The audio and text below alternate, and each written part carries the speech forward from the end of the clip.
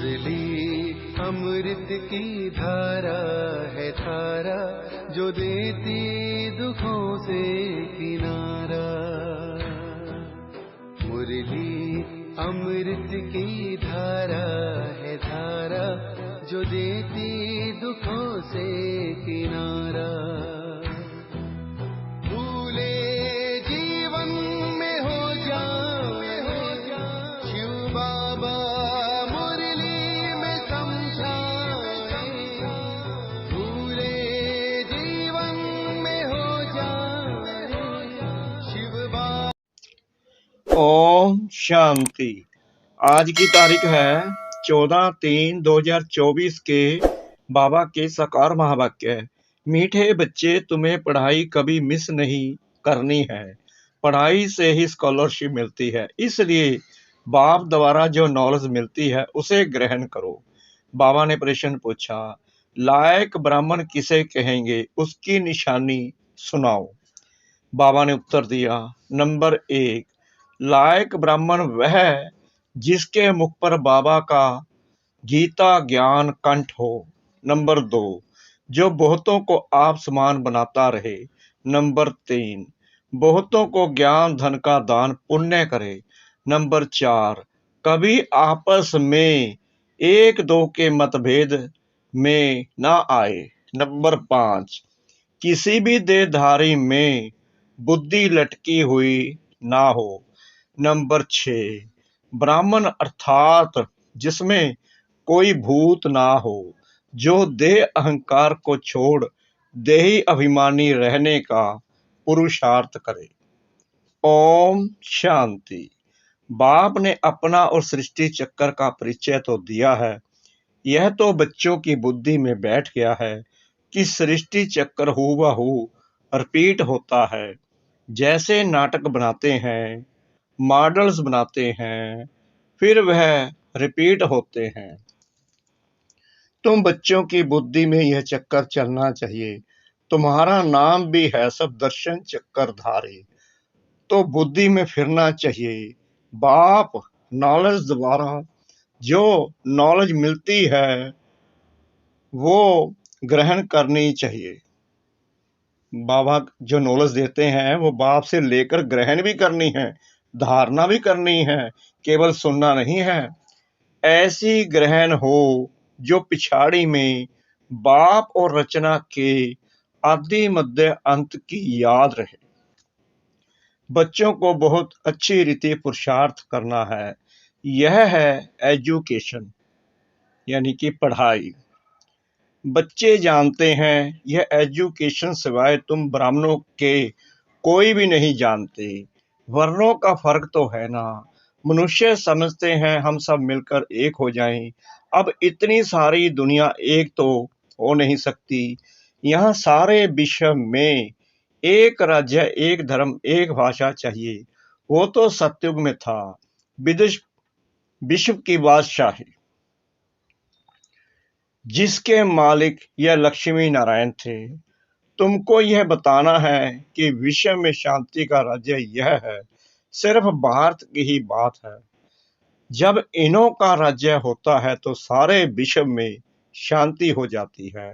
यह सिवाय तुम्हारे और कोई जानते नहीं। सब हैं भगत, फर्क भी तुम देखते हो। भक्ति अलग है, ज्ञान अलग है।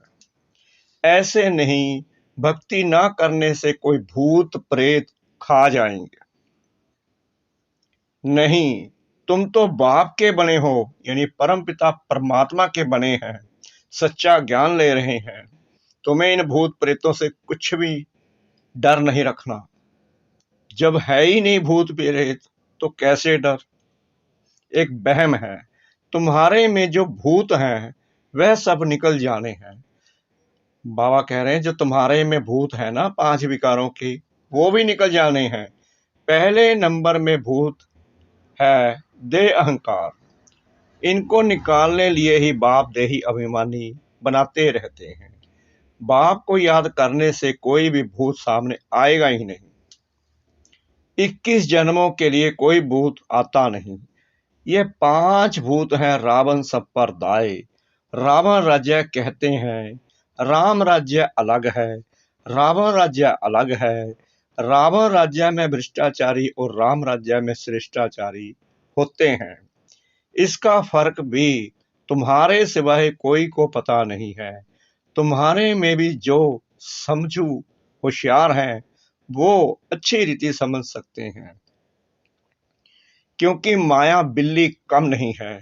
कभी कभी पढ़ाई छोड़ देते हैं, सेंटर पर नहीं जाते हैं, देवी गुण धारण नहीं करते, आंखें भी धोखा देती हैं, कोई चीज अच्छी देखी तो खा लेते हैं। तो अब बाप समझाते हैं कि तुम बच्चों की यह लक्ष्मी नारायण एम ऑब्जेक्ट है।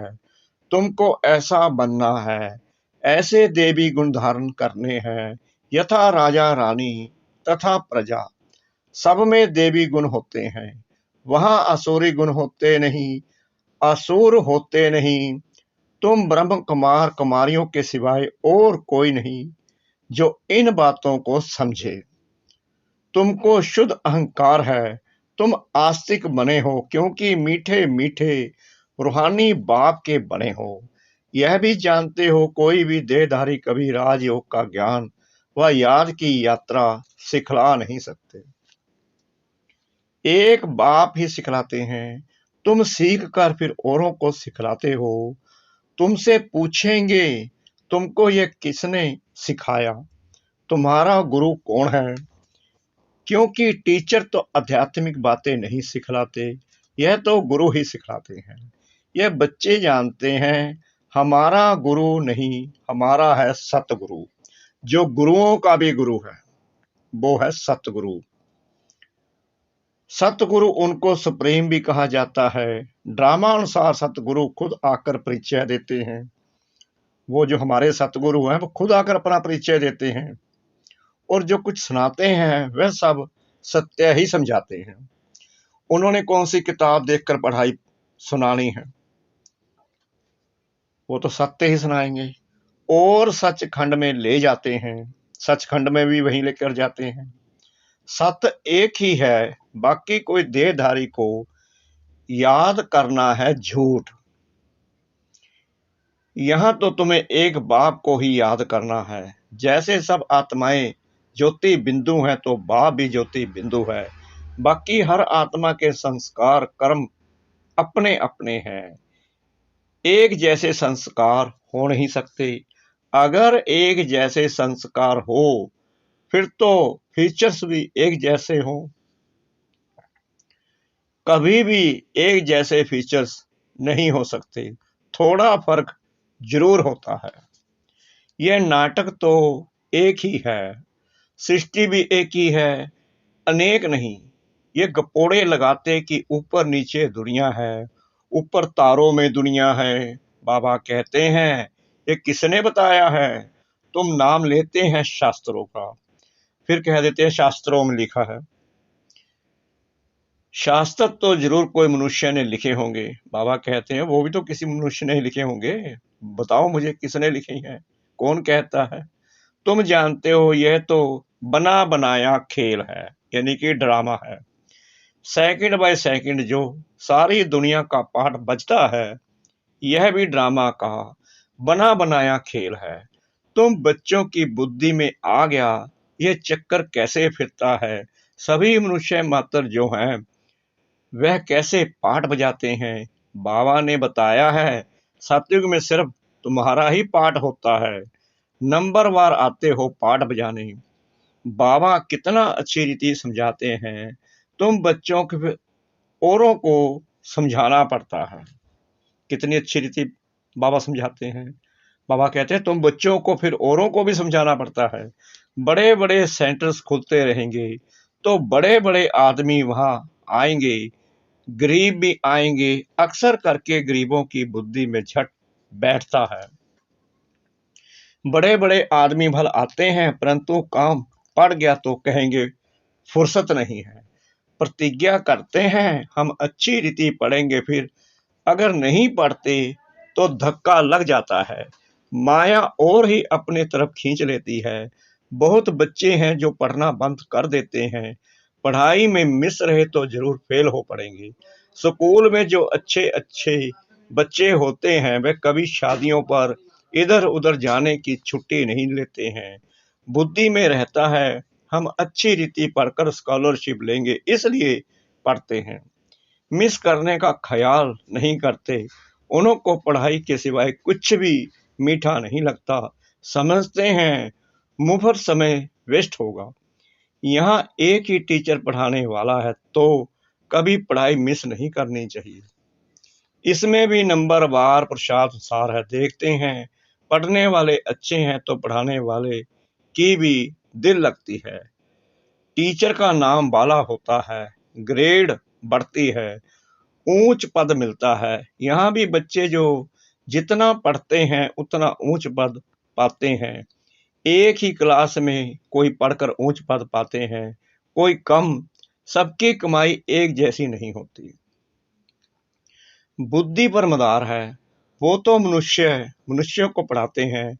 तुम जानते हो बेहद का बाप हमको पढ़ाते हैं तो अच्छी तरह पढ़ना चाहिए, गफलत नहीं करनी चाहिए, पढ़ाई को छोड़ना नहीं चाहिए।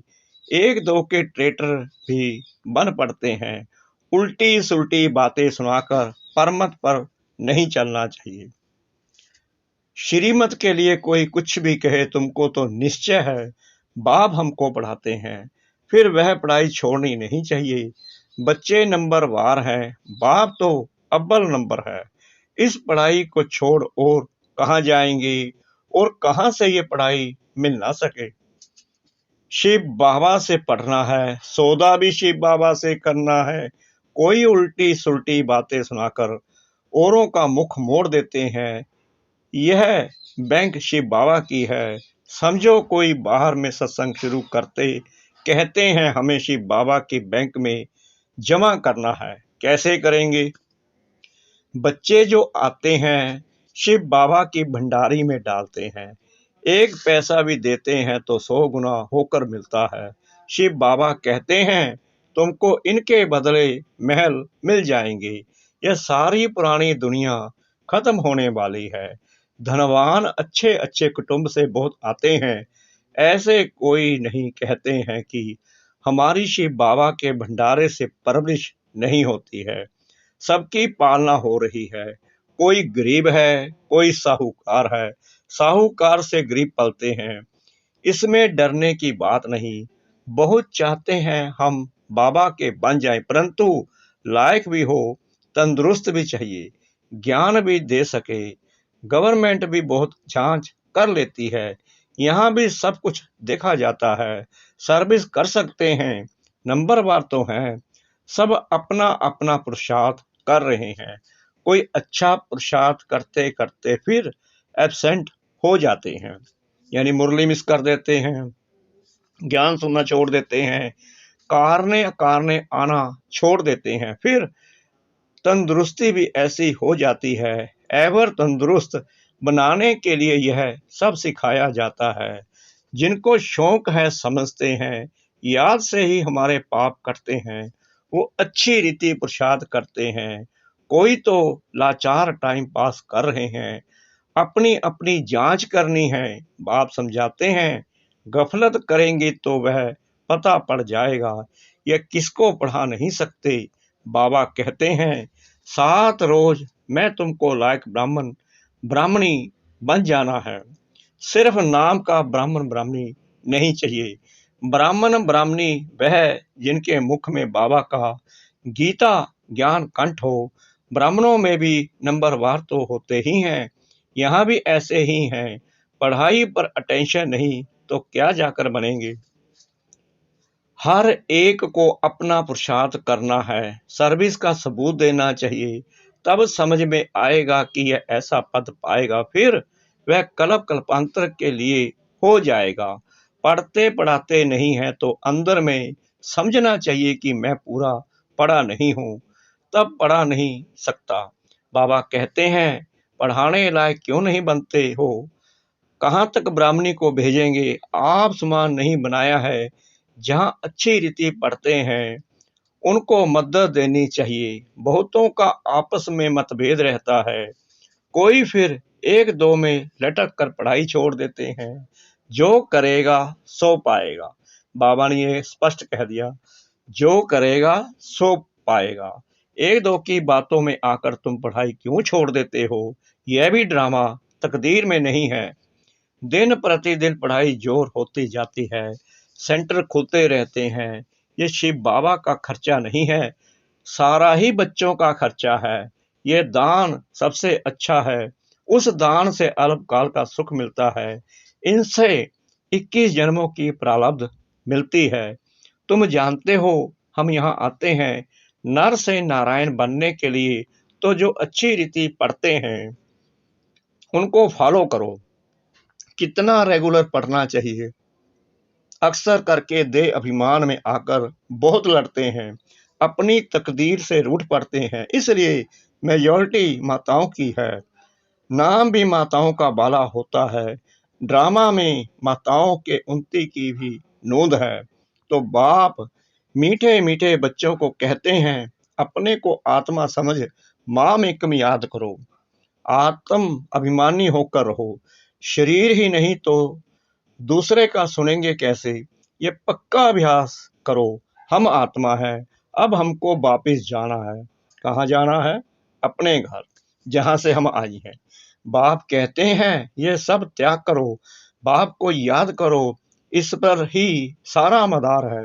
बाप कहते हैं धंधा आदि भल करते रहो, 8 घंटा धंधा, 8 घंटा आराम, बाकी 8 घंटा इस गवर्नमेंट की सर्विस करो। यह भी तुम मेरी नहीं, सारे बिशप की सेवा करते हो, इसके लिए टाइम निकालो। मुख्य है याद की यात्रा, टाइम वेस्ट नहीं करना चाहिए। उस गवर्नमेंट की 8 घंटा सर्विस करते हो, उससे क्या मिलता है? 1000, 2, 5000। इस गवर्नमेंट की सर्विस करने से तुम पद्मपति बनते हो। तो कितना दिल से सेवा करनी चाहिए। 8 रत्न बने हैं तो जरूर 8 घंटा बाबा को याद करते होंगे। भक्ति मार्ग में बहुत याद करते हैं, टाइम गवाते हैं, मिलता कुछ भी नहीं है। गंगा स्नान, जप तप आदि करने से बाप नहीं मिलता है। जो बरसा मिले, यहाँ तो तुमको बाप से बरसा मिलता है। अच्छा, मीठे मीठे सिकलरे बच्चों प्रति माता पिता बाप दादा का याद प्यार और गुड मॉर्निंग। रूहानी बाप की रूहानी बच्चों को नमस्ते। हम रूहानी बच्चों की रूहानी बाप दादा को श्रद्धा भरी प्रेम भरी नमस्ते। शुक्रिया बाबा, शुक्रिया बाबा, शुक्रिया बाबा, इस मीठी मीठी मीठी मुरली के लिए। धारणा के लिए मुख्य सार। नंबर 1, श्रीमत को छोड़ कभी परमत पर नहीं चलना है। उल्टी सुल्टी बातों में आकर पढ़ाई से मुख नहीं मोड़ना है। मतभेद में नहीं आना है। नंबर 2, अपनी जांच करनी है कि हम कहाँ गफलत तो नहीं करते हैं। पढ़ाई पर पूरा अटेंशन है, समय व्यर्थ तो नहीं गवाते हैं। आत्म अभिमानी बने हैं, रूहानी सेवा दिल से करते हैं। वरदान शिव पिता सतगुरु परम पिता परमात्मा का। रूहानी अथॉरिटी के साथ निरंकारी बन सत्य ज्ञान का प्रत्यक्ष स्वरूप दिखाने वाले सच्चे सेवाधारी भाव। जैसे वृक्ष में जब संपूर्ण फल की अथॉरिटी आ जाती है तो वृक्ष झुक जाता है, अर्थात निर्माण बनने की सेवा करता है। ऐसे रूहानी अथॉरिटी वाले बच्चे जितनी बड़ी अथॉरिटी उतने निर्माण और सर्व के स्नेही होंगे। अल्पकाल की अथॉरिटी वाले अहंकारी होते हैं, लेकिन सत्यता की अथॉरिटी वाले अथॉरिटी के साथ निरहंकारी होते हैं। यही सत्य ज्ञान का प्रत्यक्ष स्वरूप है। सच्चे सेवाधारी की वृत्ति में जितनी अथॉरिटी होगी, उसकी वाणी में उतना ही स्नेह और नम्रता होगी। स्लोगन, भाग्य का आधार त्याग है, बिना त्याग के भाग्य नहीं मिलता। भाग्य का आधार त्याग है, बिना त्याग के भाग्य नहीं मिलता। ओम शांति।